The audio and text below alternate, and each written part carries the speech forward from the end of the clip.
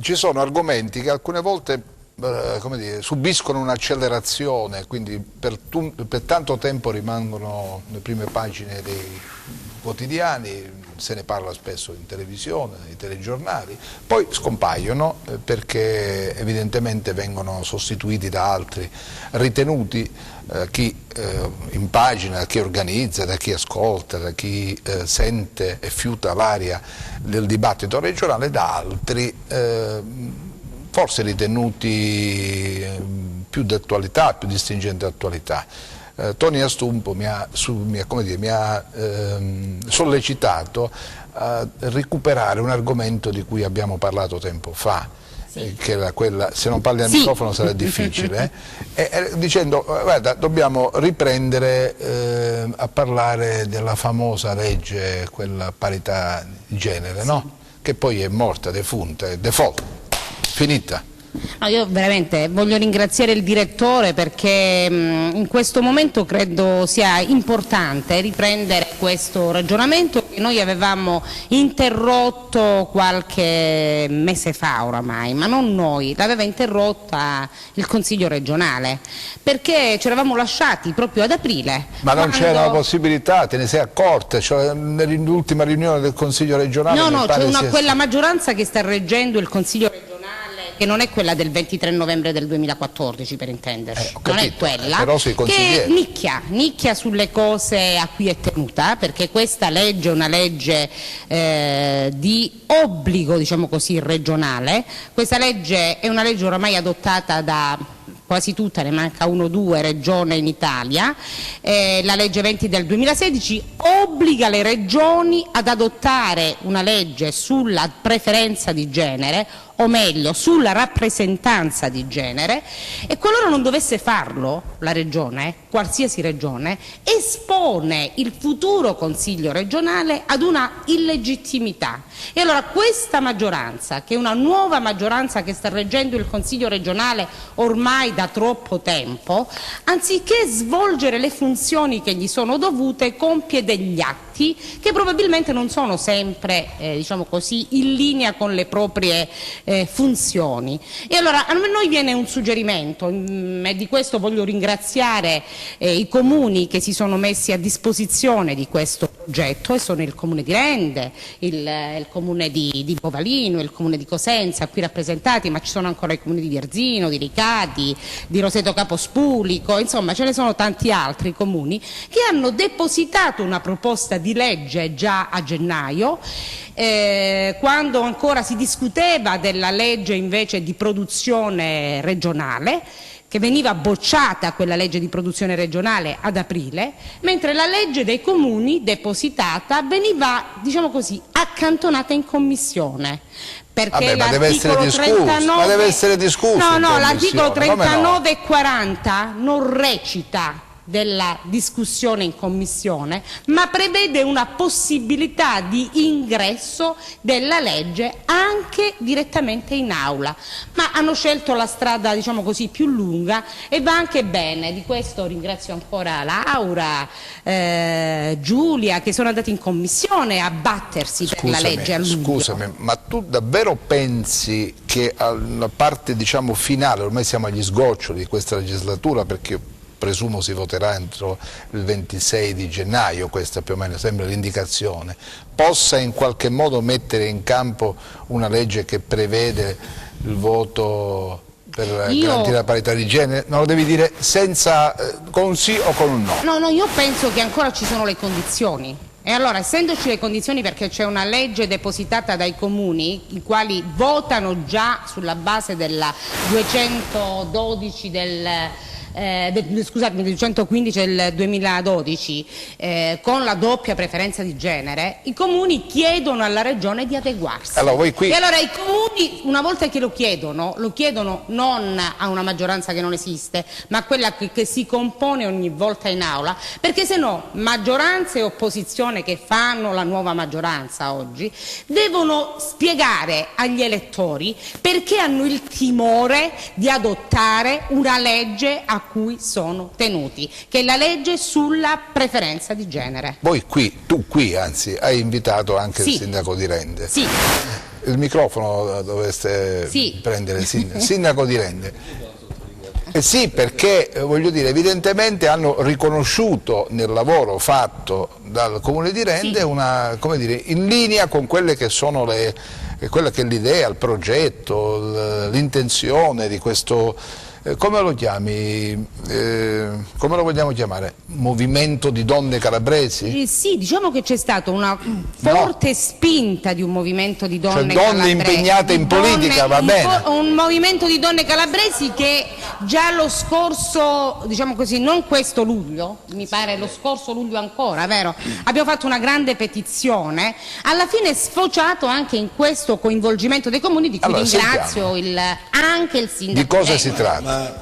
Devo dire che il percorso che abbiamo fatto è un percorso, per quanto mi riguarda, assolutamente dovuto, ma anche naturale. Non si tratta, anzi forse ci siamo mossi anche con un po' di ritardo, perché io non credo che questo sia un argomento da discutere. Quando si dice ma devo andare in commissione, devo parlare, questo è un tema che riguarda il nostro assetto democratico, riguarda l'articolo 51 della Costituzione, quindi neppure i principi generali che non sono attuati, ma l'assetto del nostro sistema anche nei rapporti politici e quindi delle istituzioni. Siamo in ritardo, ma dobbiamo colmarlo questo ritardo. È difficile pensare oggi, nel terzo millennio, e soprattutto alla luce di quello che sta accadendo, se dobbiamo ancora discutere se ci deve essere una legge che riguardi le pari opportunità o altro. Mi pare che sia invece un tema sul quale bisogna accelerare, bisogna provare a dare contezza di tutto quello che... Ma può farlo questo Consiglio regionale? Ma io penso che se c'è... ci sono i tempi tecnici? Allora, ci deve essere una volontà politica. Se c'è la volontà politica si riesce anche a trovare la soluzione. Ma mi pare che la volontà politica nel corso della riunione nella quale si è parlato di questa possibilità di dare il via libera a questa legge non c'era.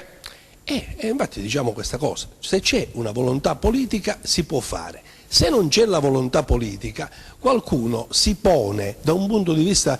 non so perché l'ho associata a questa cosa, però io l'altra sera sono stato a una gustosissima lezione, conversazione che ha fatto il mio amico Franco Piperno al Planetario sulla distanza spazio-tempo. Beh, forse in questo caso spazio-tempo è terminato, nel senso che questo è un tema che deve essere immediatamente adottato, anche perché e questo è l'aspetto che più mi interessa sottolineare, si diventa una democrazia compiuta, almeno compiuta in parte, però diventa assolutamente compiuta, e questo lo dico da Comune di Rende, che ha ovviamente fatto questo percorso, ma devo anche dire che mi è piaciuto registrare che durante anche la campagna elettorale ci sono state liste che erano composte al 50% di donne e al 50% di uomini, quindi devo dire è qualcosa che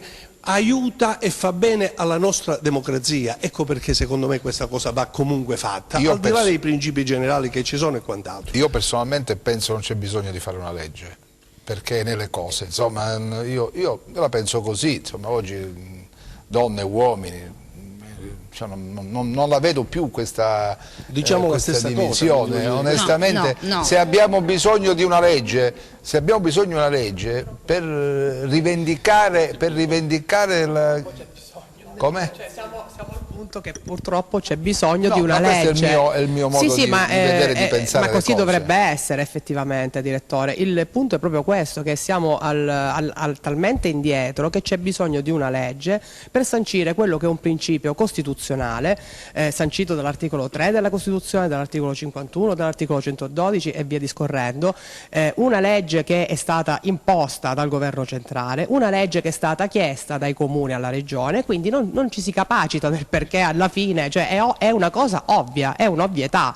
E come è un'ovvietà quello appunto che diceva il sindaco di Rende, e cioè che non ci sarebbe, è un principio democratico, cioè di che cosa stiamo parlando se non di democrazia? Mi fate sentire Manzino un attimo, per favore. Allora, io il Comune di Cosenza nella pratica, devo dire la verità, nella pratica della Giunta ha una parità di genere, perché siamo 4 donne e 4 uomini più il sindaco, e questo diciamo che è già un elemento, cioè dare l'esempio non solo con le parole, con le lotte, ma dare l'esempio. Io spero che continui così, o che non sia stato solo un caso, ma credo proprio di no. Io però penso che discutere di queste cose, a parte i tecnicismi, sia importante farci capire anche dagli studenti che domani voteranno, e dai giovani e dalla popolazione. Mi piacerebbe fare un parallelo. Nel 1962 è stata varata la legge che sanciva la obbligatorietà, scusate, della frequenza scolastica.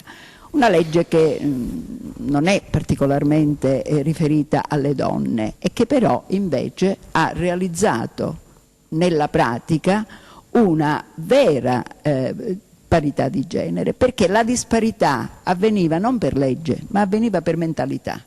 Anche qui noi siamo nella stessa posizione, cioè non c'è una legge che vieta che le donne siano inserite nelle liste elettorali, ma nella mentalità ci portiamo dietro una pratica in cui le donne o non sono inserite in numero inferiore, molto inferiore, oppure sono messe in una posizione che poi, diciamo, giusto per riempire le liste. Quindi non vogliamo essere una moda e domandiamo alla Regione e a tutti perché quando c'è la parola donna diventa difficile fare una legge, così come è stato difficile nel 96 fare una legge che sullo stupro. Sì, però io dico, sì, arriva subito il microfono, dai il microfono, no? Io dico questo, al di là della presenza in meno delle donne in lista, poi bisogna prendere i voti, in realtà senza come dire, avere corsie preferenziali, perché non esistono le corsie preferenziali, perché se la rappresentate in un modo, come dire, non corretto, no? Questo percorso che avete in mente può suscitare in opinione pubblica l'impressione che abbiate, come dire, vogliate inseguire un percorso privilegiato per arrivare in Consiglio, cioè chiariamolo, perché sennò può Intanto non è. Sì, si sente, vada. Non è una corsia preferenziale, penso che adottare un sistema normativo nazionale adeguandolo a quello che la Regione Calabria ha una grande carenza, ritengo invece che sia una linea normativa che va seguita. C'è un dato di fatto importante comunque, che nell'anno 2014 su questa doppia preferenza di genere è stata condotta una campagna elettorale da parte della sinistra che oggi è al governo regionale. Tra l'altro ad un tavolo che noi abbiamo fatto mi pare a luglio, il presidente Mario Oliverio aveva dato conferma, anzi ci aveva rassicurato che avrebbe portato in Consiglio regionale questa doppia preferenza di genere e che sarebbe stata approvata. L'ha portata, ma c'è una maggioranza di governo che chiaramente non ha votato, accanto ad un'opposizione che ha ritenuto opportuno non togliere le castagne bollenti alla maggioranza che chiaramente non aveva un numero legale. Mi sembra un po' il giochino delle tre quarte, perché la donna non ha bisogno di corsie preferenziali, e lo ripeto, perché si conquista tutto sul campo, ma è altrettanto opportuno dare comunque il segno di quella democrazia paritaria di cui questa Regione Calabria oggi è completamente carente. Scusate, ma c'è già nei fatti la legge, perché le liste devono essere composte No, assolutamente. No. Anzi, in ottemperanza, anziché doppia preferenza di genere, facciamo le liste con 50% donne candidate, 50% uomini candidati. Mi pare che già alcuni partiti non c'è, assolutamente non c'è, nel modo più assoluto. Intanto, scusate, noi dobbiamo salutare il sindaco di Rende, che ha un impegno alla regione in cui si discute di un altro argomento tosto, che è quello dei rifiuti, del quale mi riservo nei prossimi giorni appunto di approfondirlo, perché è una tematica... Diventerà l'argomento sul quale tutti saremo chiamati a riflettere su un tema rilevante e su soprattutto un servizio che corre il rischio di non essere più tale nella regione Calabria e soprattutto nella provincia di Cosenza. Grazie, è una parentesi che abbiamo aperto, la chiudiamo subito, lo salutiamo un attimo perché sennò passa davanti alle telecamere. Bianca Rende voleva intervenire su questo, cioè ormai alcuni partiti dice dai. Bisogna distinguere l'aspetto giuridico da quello culturale e anche politico, c'è bisogno di un innesco. Parto da quello che diceva prima Matilde quando si riferiva alla composizione delle giunte comunali. Oggi la composizione di tutte le giunte comunali è paritaria, ma per arrivare a questo risultato è stato necessario innanzitutto la legge del Rio e poi il passaggio giurisdizionale, perché ricorderete inizialmente i comuni non si erano adeguati alla legge del Rio e quindi è stato necessario proporre e vincere dei ricorsi giurisdizionali culminati al Consiglio di Stato proprio con il Comune di Cosenza per ottenere un risultato. Quindi oggi le giunte sono tutte paritarie perché quel processo legislativo e poi giurisdizionale ha innescato un meccanismo culturale. Torniamo alla legge. Allora, tornando alla legge, la questione è politica, non è una questione giuridica, perché i tempi tecnici ci sono stati e ci sarebbero, è questione di volontà politica. Oggi nessuno dell'esperienza amministrativa uscente può usare più la parola rinnovamento, non è più legittimato a proporsi ai calabresi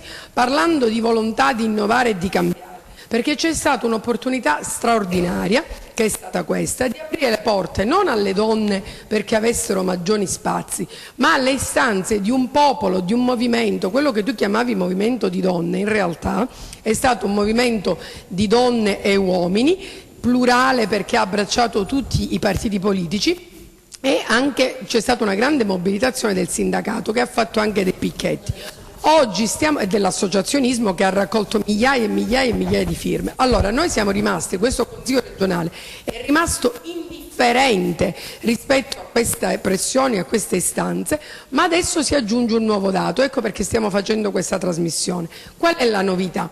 La novità è che alcuni consigli comunali della Calabria, quindi rappresentanti eletti dal popolo di diversa estrazione politica, il comune di Catanzaro, il comune di Cosenza, il comune di Rende... Vabbè, l'abbiamo, che cosa quindi è una forma di scortesia istituzionale, non si calendarizza la discussione, quindi si viola lo statuto regionale che prevede che una proposta di legge sottoscritta dai consigli comunali calabresi abbia una corsia privilegiata e venga discussa in consiglio. Ma io in consiglio regionale ho delle priorità, anche se vengo sollecitato dai comuni posso decidere che in quel momento la scaletta delle priorità, quello che devo discutere all'interno dell'assemblea, possono essere altre. Allora, in 5 per cui anni, ti dico guarda, non è possibile. Concludiamo il tuo ragionamento. In 5 anni aprire le porte al rinnovamento e alla partecipazione delle donne non è stata la priorità di questo Consiglio regionale. In maggioranza e minoranza. Per onestà Bianca Rende devi sottolineare il fatto che più volte si è discusso in Consiglio regionale della legge. Ma già sapendo di non si è arrivate anche, come dire, a contarsi all'interno del Consiglio regionale. Si sono contate anche le giustifiche per gli assenti.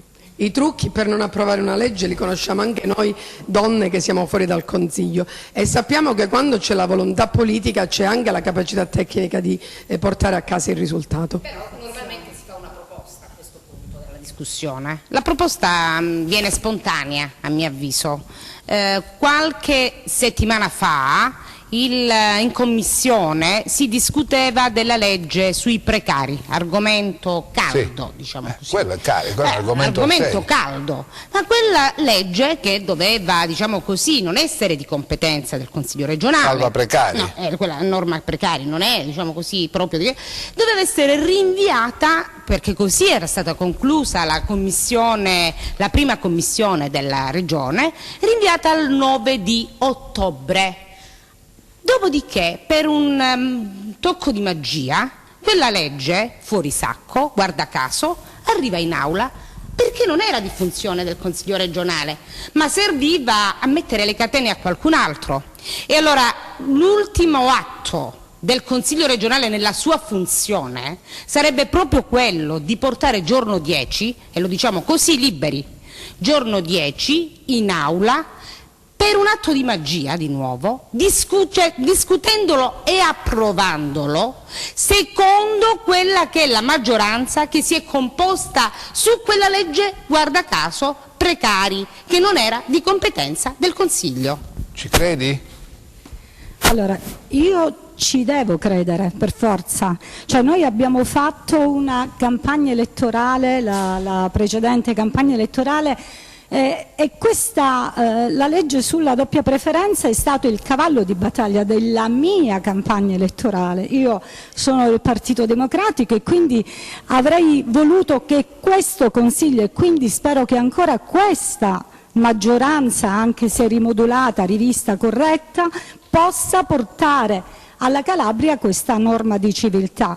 Se torniamo alla... una battaglia che appartiene alla sinistra? No, questa è una battaglia che appartiene a tutte le donne, questa è una battaglia che appartiene alla Calabria, perché il fatto di non avere donne all'interno del Consiglio regionale della Calabria probabilmente ha creato un problema alle donne di Calabria, e quindi noi vogliamo che questo problema possa essere superato brillantemente, e io penso che veramente se si tira fuori dal sacco, così come si è tirata l'altra legge, e si portasse subito alla discussione, questi uomini che proprio negli ultimi mesi ci hanno fatto capire perfettamente che non ne hanno voglia, siccome noi chiederemo alle donne di Calabria di votare gli uomini che sono stati onesti fino in fondo, questa volta devono veramente fare i conti con le elettrici calabresi, alle quali noi chiederemo di votare gli uomini che rispettano le donne. Ma sapete anche che ci sono donne che non sono d'accordo con voi, che non sono sulla stessa vostra frequenza, che la pensano diversamente. Dategli il microfono perché sennò riesce... Probabilmente non sono chiari alcuni concetti fondamentali. Allora, questa legge, cioè la legge sulla doppia preferenza di genere, è una legge che non dà nessuna preferenza né a un sesso e né all'altro. È una legge assolutamente equidistante, ciò significa che è una facoltà che è prevista per l'elettore, il quale, se decide di dare una doppia preferenza, la deve dare di sesso opposto. Quindi se decide di votare per Laura Sgambellone dovrà votare per l'uomo. Se decide di votare per l'uomo può votare anche per la donna, nel caso di doppia preferenza, altrimenti decide di fare una singola preferenza come ha sempre fatto. Cioè nessuno obbliga l'elettore a fare un qualcosa che è forzato, è una scelta, e anche questo, come diceva il sindaco di Rende, è un principio di democrazia, cioè una facoltà in più, non sono le quote rosa, non è una corsia preferenziale. Purtroppo c'è bisogno di una legge di tal genere, perché è evidente, come è evidente in Consiglio regionale mi pare, dove c'è una sola donna, che insomma c'è una sottorappresentanza netta, e questa... Scusa, finisco Tony, e questa sottorappresentanza, questa cosa che mi preme particolarmente, voglio citarla testualmente, è prevista, è stata sancita dalla dalla sentenza della Corte Costituzionale numero 4 del 2010, dove testualmente recita che c'è una storica sottorappresentanza delle donne nelle assemblee elettive non dovuta a preclusioni formali incidenti sui requisiti di eleggibilità, ma a fattori culturali, economici e sociali. Nel 2020 quasi. E qui mi ricollego all'assessore di cui prima insomma si parlava della legge del 62, cioè siamo a questo punto dove una sentenza della Corte Costituzionale riconosce che in Italia c'è un problema di sottocultura per quanto riguarda questo argomento. Ma quante leggi riconoscono principi giusti, no? Che rispecchiano l'evoluzione della società, che la politica però non interpreta, non fa sua, non sente come una priorità? Allora perché io politico dovrei fare una cosa che non sento? Perché tu mi stai rappresentando, perché tu sei lì per rappresentarmi, e dato che sei lì per rappresentarmi e io ti ho votato, come io ho rappresentato il mio consiglio comunale, perché io sono il presidente del consiglio comunale di Bovalino e ho rappresentato la comunità di Bovalino nel chiedere alle regioni l'applicazione, l'adozione di questa legge. Siccome tu sei politico e sei lì perché io ti ho eletto, dovresti rappresentarmi. Ma tu mi chiedi questo, gli altri che mi hanno eletto mi chiedono un'altra cosa, cioè io poi stabilisco le priorità. È ovvio che bisogna... Però qua non glielo chiede soltanto il consiglio comunale. No, ma non è stato semplicemente il consiglio, soprattutto una promessa comunale. C'è un obbligo, perché espongono il prossimo consiglio regionale ad una illegittimità. Fermati un attimo. Massimo, questa storia ogni tanto ricompare. Ogni tanto ritorna. A volte ritorna. A volte ritorna. No, vabbè, io, come dire, non siete riusciti a convincerlo, sto consiglio regionale, ad approvare questa legge. Però insomma... Vogliono tentare quest'ultimo rush finale. Io credo che sia un'operazione molto difficile. Che in zona Cesarini si può fare, io non li ho visti molto convinti o interessati, scegliete voi l'aggettivo, però non mi pare che ci sia l'humus. Fra l'altro, adesso mi faccio subito mangiare, diciamo, non credo, ho qualche dubbio anche sulla, come dire, sull'efficacia, no? Perché per esempio in Basilicata, dove la legge esiste, anche in Basilicata c'è un solo consigliere regionale donna. Due? Sono due, ce n'erano zero. Allora, siamo passati da 0 a 2. Ho capito, ma due non sono. Un consiglio regionale di 0 a un consiglio regionale di 2. Cioè non è un dato del Lei dice non è negativo. Però non mi pare sia una grande ma infatti trionfo il tema, come diceva bene Laura, non è a favore delle donne, è nella opportunità data all'elettore. Vuol dire che gli elettori della regione Basilicata hanno ritenuto opportunamente di votare 2 donne in consiglio regionale piuttosto che, mi pare siano 20 loro anche. Ma scusi, ma scusami Tonia, prima di mandare la pubblicità, ma c'è bisogno di una legge. Ma sì, me lo dicevamo prima, l'idea della formalità a volte assume senso, assume sostanza, quando ancora non passa un concetto, diciamo così, culturale. Bene, la pubblicità, ci vediamo tra poco.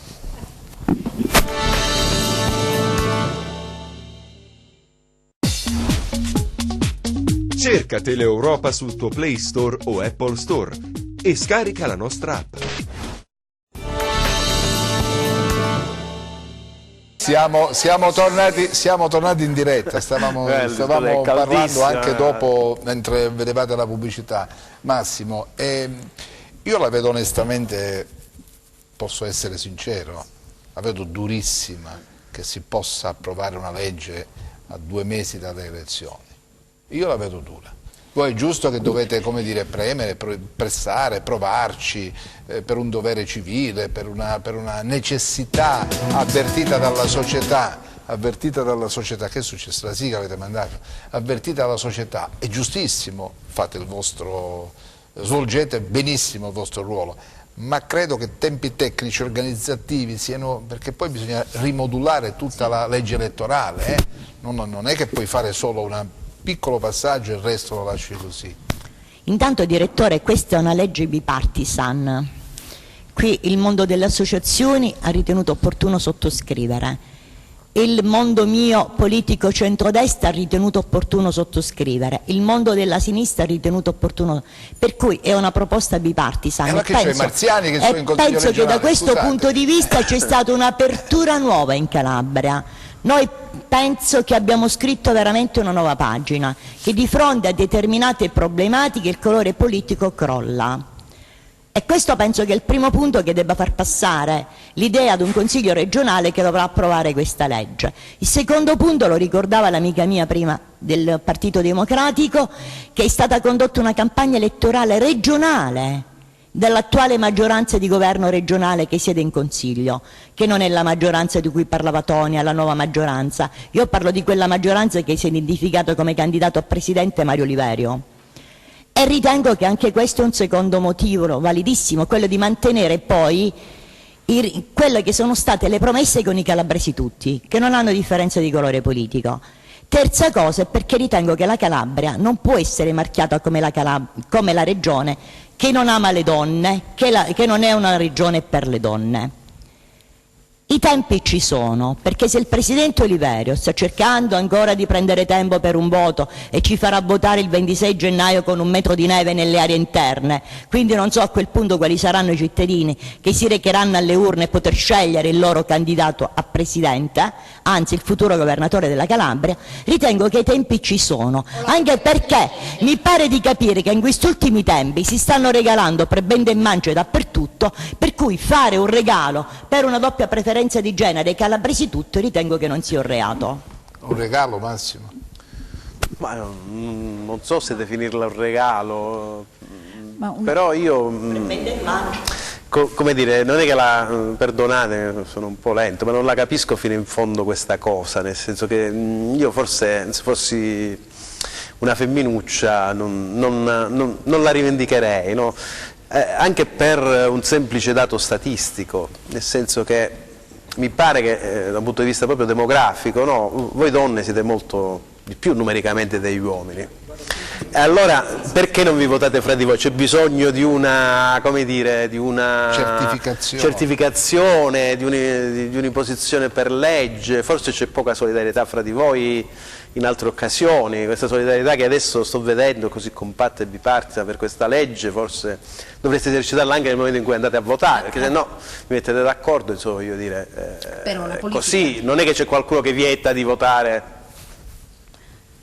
Tonia Stubo, Biancarende, no, ma posso, cioè, diciamo questa cosa però, se no così togliamo dalle cose, sì. Allora, la politica è potere, è la gestione di quello che la politica è appannaggio di, diciamo così, di un gruppo ristretto di soggetti maschi. E quando ci si siede a un tavolo, si siedono i maschi e definiscono le candidature. Okay? Un po' come diceva prima Matilde, come dicevano tutte quante le altre. E allora se io non ho all'interno delle liste almeno quella rappresentanza dentro di donne, io ho difficoltà ad esercitare un voto anche donna. Diciamocela tutta, perché poi se noi dobbiamo dire che esiste la sorellanza nel momento del voto, io devo anche avere una opportunità di voto. Certo che io scelgo anche per appartenenza politica. Ma se fai attività politica, piuttosto che ed usciamo fuori dal campo delle politiche di genere. Ma se fai attività politica è chiaro che un partito ha tutto l'interesse a metterti in lista, quindi i partiti gestiscono, a parte il fatto che stiamo uscendo fuori anche dalla vicenda partiti, perché usciamo fuori dai partiti del Novecento, non li conosciamo più in quei termini, nascono, muoiono, si ricompongono. Quindi siamo di fronte ad una evoluzione della politica fatta anche in maniera differente, ma ancora una volta l'elemento, diciamo così, stabile in politica è il potere, e il potere viene esercitato da chi il potere lo ha detenuto da anni, e quel potere è detenuto dai maschi. E allora il tema, rispondo alla domanda iniziale, c'è la necessità della legge? Sì, perché devi rompere il muro del potere, e lo devi fare attraverso una norma di garanzia. Ecco qual è il tema. E la norma di garanzia consente alle donne non di essere votate, ma di essere presenti all'interno delle liste, perché la democrazia passa attraverso la partecipazione, e quello che noi rivendichiamo per le donne è che che siano rappresentate all'interno delle liste, poi che si decida come si deve all'interno del percorso elettorale. Uno può votare donna, può votare uomo, può votare donna e uomo se c'è una preferenza di genere, ma questo è il dopo. Prima, cioè l'antefatto, vuole che tu crei le condizioni, e le condizioni sono i nastri di partenza. Devi mettermi uguale davanti ai nastri di partenza. Questo stiamo chiedendo a questa regione, di renderci democratici, così come hanno fatto nella regione Lazio, come hanno fatto nella regione Basilicata, come hanno fatto nella regione Lombardia, come hanno fatto nella regione Emilia-Romagna, nella regione Toscana, nella regione Sardegna, nella regione Sicilia, nella regione Campania, ma così le diciamo tutte, fermandoci invece poi alla Calabria piuttosto che al Piemonte. Quindi quali sono le regioni che non l'hanno fatto? Calabria, Piemonte e Puglia. Vorrei aggiungere a quello che efficacemente diceva Tonia, che non è soltanto una legge di garanzia, è anche una legge fortemente incentivante. E ritorniamo ancora all'esempio dei comuni. Da consigliera comunale conosco bene quell'esperienza. Quante donne in più si sono candidate grazie alla doppia preferenza nell'elezione comunale? Quindi questa è una legge che dà anche maggiore opportunità e quindi maggiore intraprendenza a quelle donne che non sono in prima linea. Tutte quelle che siamo qui lo siamo, ma quante donne ci sono nell'associazionismo, nella sanità, nelle professioni che vorrebbero impegnarsi in politica, ma che per seguire altre carriere, questa è una questione di democrazia, Massimo, non è una cosa irrilevante. Qui non stiamo creando spazi di potere, stiamo creando spazi di democrazia. Se non passa questo concetto parliamo di poltrone. Voglio concludere dicendoti che la Calabria, quindi la prima questione che volevo completare è che noi dobbiamo stimolare non Biancarenda e Tonia Stumpo a candidarsi, che magari lo farebbero comunque visto la strada che hanno seguito. Dobbiamo spingere altre donne meno coraggiose, meno intraprendenti. Ma quanti hanno firmato con voi il documento? Migliaia di persone, sì, ma scherzi, gente che in qualche modo ha a che fare con la politica. E quindi tutte queste dovrebbero votare le donne candidate. Poi sappiamo invece che il voto si aggrega sul potere, non si aggrega sulla simpatia e sull'affinità di genere. E quindi è chiaro che dobbiamo spezzare questo meccanismo per cui si tende a votare chi ha maggiore possibilità di essere rieletto, e se le donne non appartengono a questo strato gestionale è ovvio che hanno meno chance di base, di partenza, di essere elette. Non prendiamoci in giro. Se non sei almeno sindaco, consigliere, amministratore di un grande ente, è ovvio che tu parti arretrato. La visibilità. E quindi ci vuole una società più femminile a partire dal Consiglio regionale. Faccio la provocazione. Questa legge potrebbe essere letta come il tentativo da chi è dentro le istituzioni come dire, di promuovere la propria immagine attivando un canale preferenziale coinvolgendo le donne, quindi questa è una battaglia politica. Se non si capisce questo e si pensa che fare battaglie politiche è come fare operazioni di marketing, come mi rispondi? Ti rispondo che abbiamo mobilitato un'intera Calabria, ma non da ora, da 10 anni, cioè siamo credibili nella misura in cui l'abbiamo fatto per tutte, non l'abbiamo fatto per noi. Il problema non è quello di autopromuoversi, perché ci autopromuoviamo ogni giorno nelle cose che facciamo, non abbiamo bisogno di questa legge. Però allarghi il bacino d'attenzione. Conduciamo una battaglia politica e su quella battaglia veniamo misurate. Ci sono anche donne, come hai detto giustamente tu, che non sono d'accordo, quei voti li perdiamo. Evidentemente non è che piace a tutti, scegli una posizione e la porti avanti.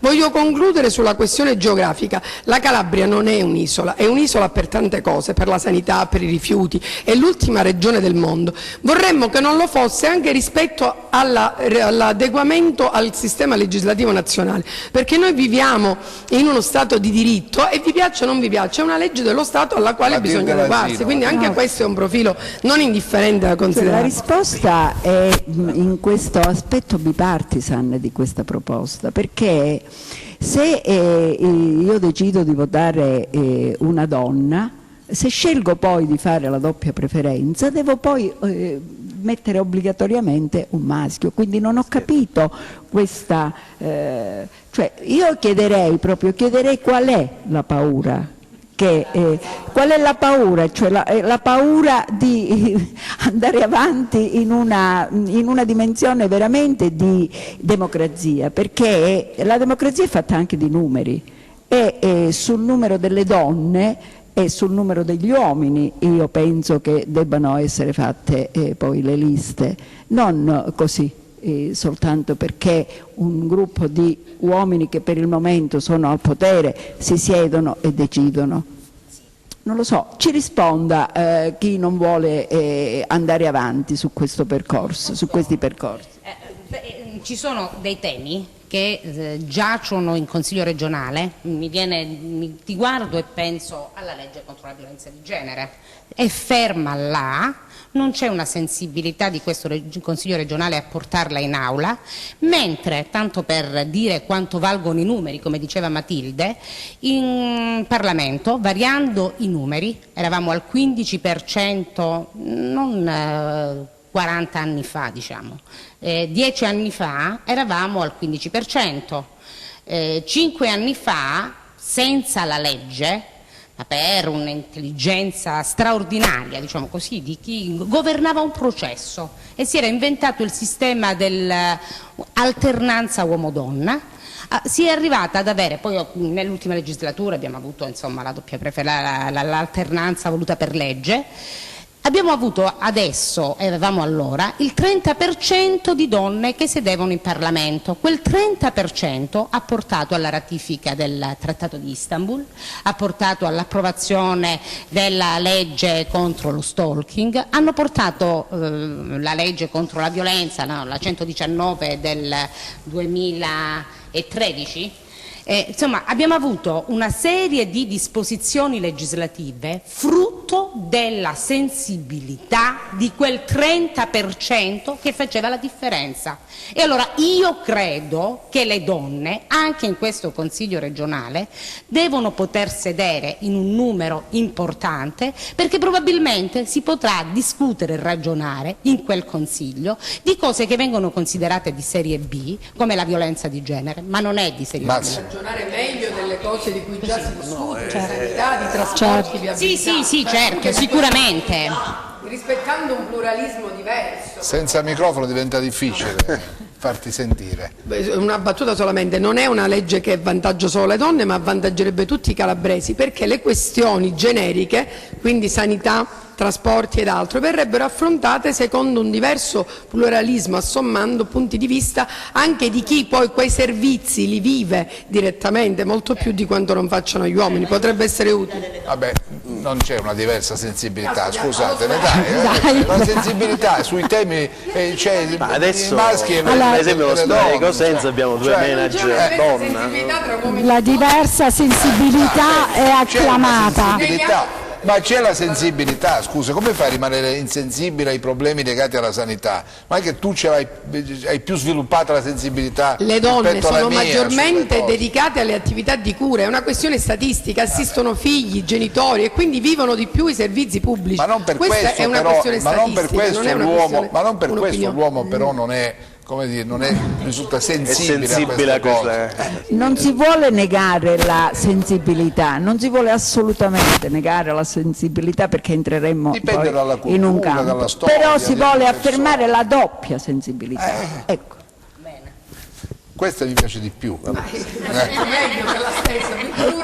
Pluralismo, abbiamo parlato di pluralismo. Adesso mi risponderete che già lo state facendo, per carità, però forse per tornare al discorso che faceva prima Bianca, no?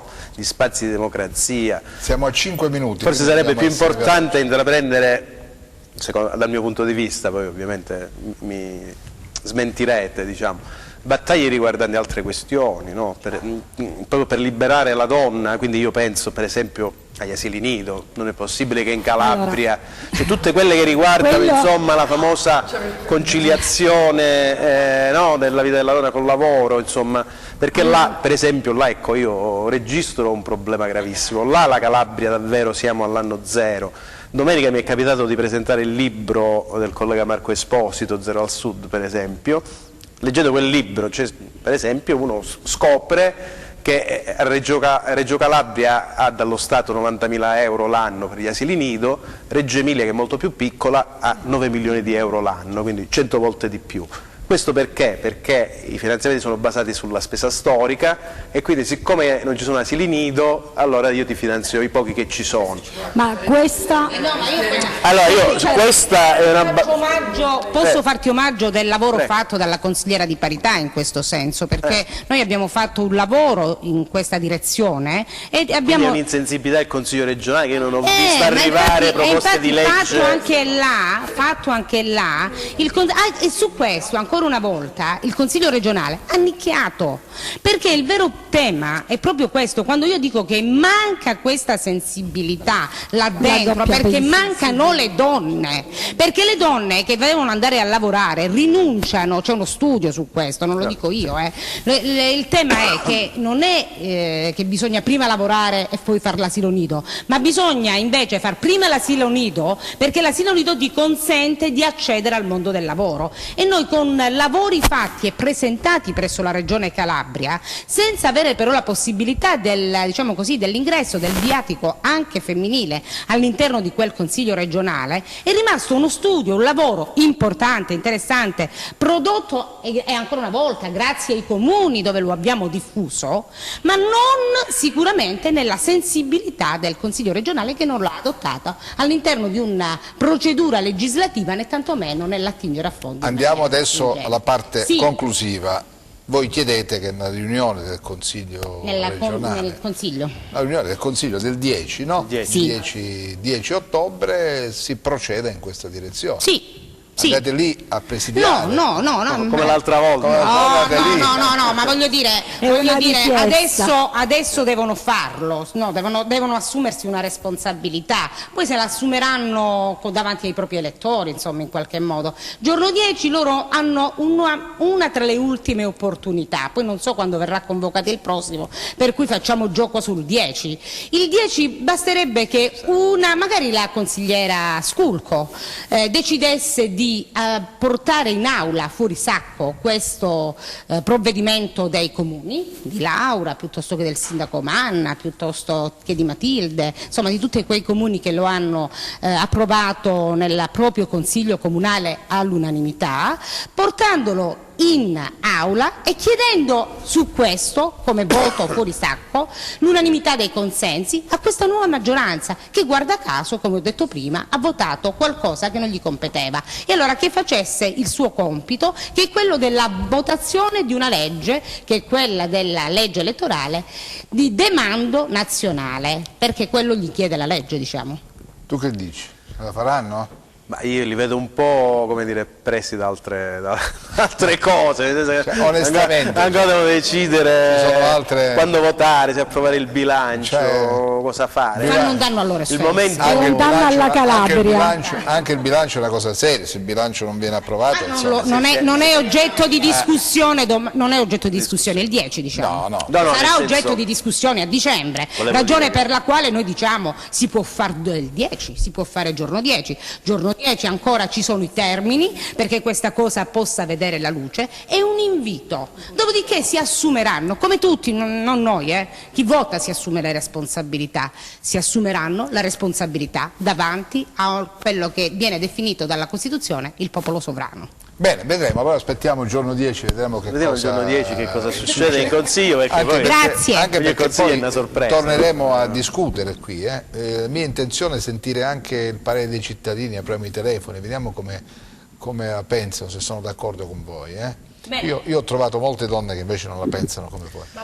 Vorremmo sapere però come la pensano. Ma perché non viene spiegata a sufficienza, come diceva prima. Vorremmo sapere come la pensano. La volontà politica, fino a quando non ci sarà la volontà politica. Ma qualche donna dice: io non sono un panda, non voglio le quote di riserva. Ma non è una quota, ma non è una facoltà, non è una quota, cioè ci siamo affossati su questo discorso. Discorsi che sento. Io ho sentito persone che dicevano: io non voglio essere votata perché sono donna, ma voglio essere votata perché sono la mia testa, competente. Perfetto, ma chi di noi qua vuole essere votata perché è donna? Credo nessuno. Noi vogliamo essere, però le competenze. Però la legge ti tutela in qualche modo, no? Ti dà una possibilità, una chance. Secondo voi posso fare una domanda? La legge di tutela che poi è stata dichiarata incostituzionale l'aveva fatta Bettino Craxi. dichiarata incostituzionale negli anni '80, ma è un'altra storia. Questa è una quota di genere, è un'altra storia. La competenza o non competenza, se non sei messa nelle condizioni di poter far vedere quello che sai o non sai fare, cioè noi oggi sui consiglieri regionali che ci sono da tantissimi anni possiamo dire i pro, i contro, il bene e il male.